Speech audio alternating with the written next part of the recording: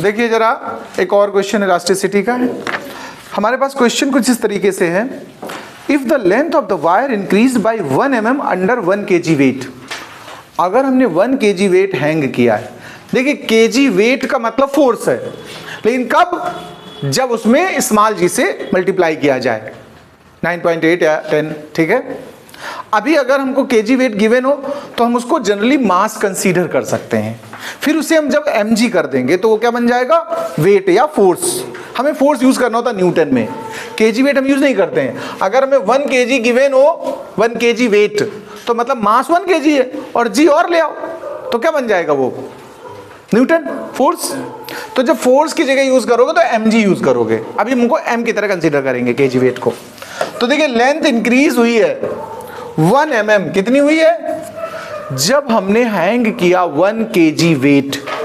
भाई अगर वायर ऐसे हैंगिंग है अंडर ग्रेविटी, मास अगर 1 kg लगाओगे तो वेट कितना बन जाएगा? 1 kg वेट। जी तो हमेशा काम करता ना अंडर ग्रेविटी, तो वो m है एक्चुअल में 1 kg, वो mg बन जाएगा, फोर्स बनाएगा, ठीक है। पहली कंडीशन के हिसाब से अगर हम यंग मॉडुलस का फॉर्मूला यूज करें, क्योंकि लेंथ की बात हो रही ना, लेंथ हमारा किसमें आता है? यंग मॉडुलस के अंदर। तो y is equal to relation होता है हमारा mg कैपिटल L और पाई आर स्क्वायर का हो, चाहे ये लिख दो, एरिया मतलब पाई आर स्क्वायर, ठीक है, और स्मॉल l। इस पहली सिचुएशन की अगर हम बात करेंगे तो यंग मॉडुलस तो चेंज नहीं होना है, m की वैल्यू 1 kg है और वेट है तो g से मल्टीप्लाई तो यहाँ ऑलरेडी है ही, देखो mg 1 kg वेट मतलब मास 1 kg, और जब वेट बनाओगे उसको तो g से मल्टीप्लाई, वो न्यूटन बन जाएगा फिर। तो ये mg हो गया न्यूटन में। g की वैल्यू हम नहीं पुट कर रहे हैं, इनिशियल लेंथ हमको गिवन नहीं तो हमने जानबूझ के क्या रख दी? Capital L। एरिया भी नहीं गिवन हमारे इस क्वेश्चन में, और हाँ लेकिन लेंथ इंक्रीज 1 mm बोला है।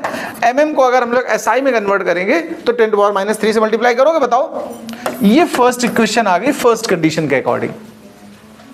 सेकेंड कंडीशन कह रहा है अगर वेट को 2 kg कर दिया जाए, वेट कितना कर दिया जाए? 2 kg, तो mg क्या हो जाएगा? 2g। mg क्या बनेगा? 2g। तो लेंथ 2 mm इंक्रीज हो रही है, नहीं तो कितनी इंक्रीज हुई है फाइंड करना मुझे, राइट। तो अगेन दूसरी कंडीशन के हिसाब से यंग मॉडुलस क्या चेंज होगा? क्या वायर का? बताओ। अच्छा वो तो मटेरियल का है। यंग मॉडुलस किसकी प्रॉपर्टी है? मटेरियल की। वायर नहीं चेंज किया हमने, वेट ही तो बदला है। पहले 1 kg था, फिर हमने क्या कर दिया? 2 kg। तो केवल बदलेगा क्या हमारा? देखो m 2 हो गया, g नहीं बदल सकता, इनिशियल लेंथ थी वो यही रही, एरिया वही रहा। हाँ ये अननोन है, ये हम फाइंड करना चाहते हैं, तो इसको हमने L डैश कह लिया। क्वेश्चन ने मुझसे कहा ना कि अगर 2 kg वेट हैंग कर दो तो नई लेंथ इंक्रीज कितनी होगी? New change of length. मुझे L चाहिए स्मॉल वाला, बट सेकेंड कंडीशन के लिए हमने उसमें सफिक्स क्या डाल दिया? डैश। अब इन दोनों को आपस में या तो डिवाइड कर दो या इक्वेट कर दो, दोनों हैं तो यंग मॉडुलस ना, तो कुछ सिंप्लीफाई हो जाएगा, कुछ आपको मिलेगा रिजल्ट। चलिए बात करते हैं इक्वेट करा के। तो देखिए ये वाली 2g capital L A L dash is equal to 1g capital L A और L की वैल्यू यहाँ पर हमने रख दी थी, तो उसको फिर यहाँ रख लेते हैं 1 × 10⁻³ बना लिया था। आप देखिए जो कैंसिल हो रहे हैं उनको कैंसिल कर लो भाई, L डैश उस तरफ ले जाओ, पावर इधर आ जाएगी, तो L dash is equal to 2 × 10⁻³ metre आ गया कि नहीं आ गया? बताओ। इसी को आप चाहो तो 2 मिलीमीटर कह सकते हो। क्या कह सकते हो? यानी ध्यान देने वाली बात है कि जब 1 kg वेट हैंग किया था तो लेंथ कितनी इंक्रीज हुई थी? 1 mm। अब 2 kg वेट हैंग हुआ है तो लेंथ कितनी इंक्रीज हुई है? 2 mm।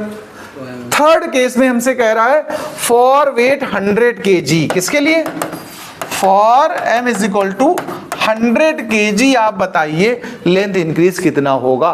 तो अगर लॉजिकली देख लो सीधा, 1 kg पर 1 mm, 2 kg पे 2 mm, तो 100 kg पे 100 mm।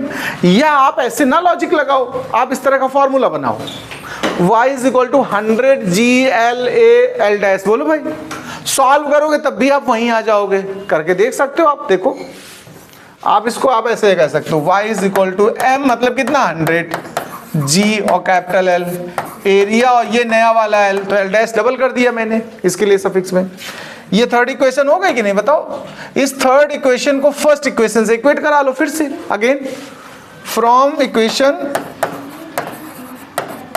1 एंड 3 दोनों इक्वेट करा लो। तो देखो ये 100G capital L AL double dash is equal to, उसमें 1G था, फर्स्ट कंडीशन की बात कर रहा हूं मैं।